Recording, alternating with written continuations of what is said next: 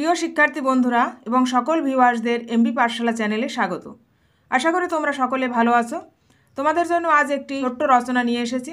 তোমরা স্কিপ না করে ভিডিওটি মন দিয়ে দেখো। আজ তোমরা যে বিষয়টি দেখতে পাচ্ছ, তোমরা দেখে নিশ্চয়ই বুঝতে পারছো বিষয়টি কিন্তু পরীক্ষায় এসে থাকে।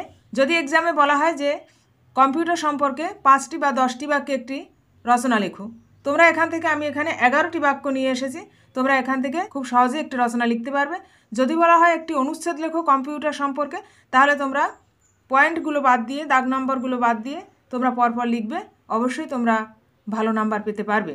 চলো আজ দেখি বাংলা রচনা কম্পিউটার। রচনাটির মধ্যে আমি খুব সংক্ষেপের মধ্যে গুরুত্বপূর্ণ যে বিষয়গুলো থাকা দরকার একটি বিষয় সম্পর্কে রচনা লিখতে গেলে, সেগুলো আমি নিয়ে আসার চেষ্টা করেছি।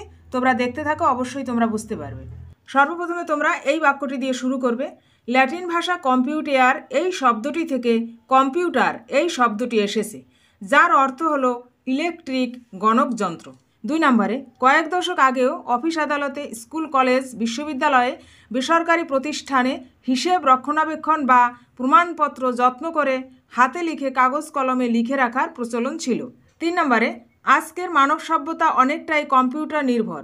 কম্পিউটার নিছকই একটি ইলেকট্রিক গণকযন্ত্র নয়, মানুষের মস্তিষ্কের চেয়ে অনেক বেশি কর্মক্ষম এবং অনেক বেশি দ্রুত কাজ করার ক্ষমতা রাখে। 4 নম্বরে, ব্রিটিশ বৈজ্ঞানিক চার্লস ব্যাবেজ 1942 সালে কম্পিউটার আবিষ্কার করেন। কম্পিউটার এমনই একটি যন্ত্র, এই যন্ত্রটি বিশেষ করে 5টি ভাগ রয়েছে: স্টোর, মিল, কন্ট্রোল, ইনপুট এবং আউটপুট, এবং আধুনিক কম্পিউটারে ল্যাঙ্গুয়েজ যুক্ত হয়েছে। 5 নম্বরে দেখো, আজকাল কম্পিউটারের ব্যবহার বহুবিধ। কম্পিউটারের সাহায্যে এখন ট্রেনের আসন সংরক্ষণ করা হয়, ইলেকট্রিক বিলের হিসাব করা, রোগীর রোগ নির্ণয় করা হয়, এমনকি পুরনো নথি যা কম্পিউটারে নিবন্ধ করা ছিল সেই তথ্য হাজির করা যায়। পরবর্তী বাক্যটি, ছবি আঁকা, এডিটিং, ফটো তৈরি করা, চাকরির জন্য আবেদন করা, এরকম বহু কাজ কম্পিউটার সহজ করে দিয়েছে এবং খুবই কম সময়ের মধ্যে কম্পিউটারের সাহায্যে এই কাজগুলো করা যায়। পরবর্তীতে দেখো, বড় বড় শহরে ট্রাফিক ব্যবস্থা নিয়ন্ত্রণ করছে কম্পিউটার। কম্পিউটারে নানা রকম খেলা যায়, চলচ্চিত্র দেখা যায়, গান শোনা যায়, ছবি তোলা ও সংরক্ষণ করা যায়। 8 নম্বরে, কম্পিউটারের মাধ্যমে বর্ণপরিচয় থেকে ইতিহাস, ভূগোল, বিজ্ঞান, গণিত সবই শেখা যায়। কম্পিউটারের মধ্যে একাধিক বই PDF আকারে সংরক্ষণ করে রাখা যায়।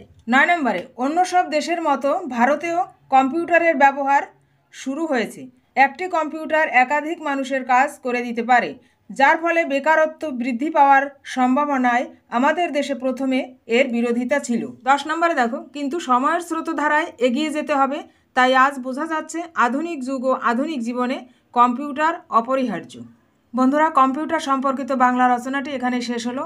ভিডিওটি তোমাদের কাছে হেল্পফুল মনে হলে অবশ্যই তোমরা শেয়ার করো তোমাদের ফ্রেন্ডসদের, এবং তোমরা লাইক করো। তোমাদের একটি লাইক আমার ভিডিও তৈরিতে উৎসাহিত করবে। এছাড়াও তোমরা যদি এই ধরনের বিভিন্ন বিষয়ের উপরে আরও রচনা পেতে চাও, অবশ্যই এই ভিডিও ডেসক্রিপশানে যাবে, সেখানে রচনা শেখার প্লেলিস্ট লিঙ্ক থাকবে। সেখানে গেলে তোমরা সব শ্রেণীর ছাত্রছাত্রীরা রচনা পেয়ে যাবে।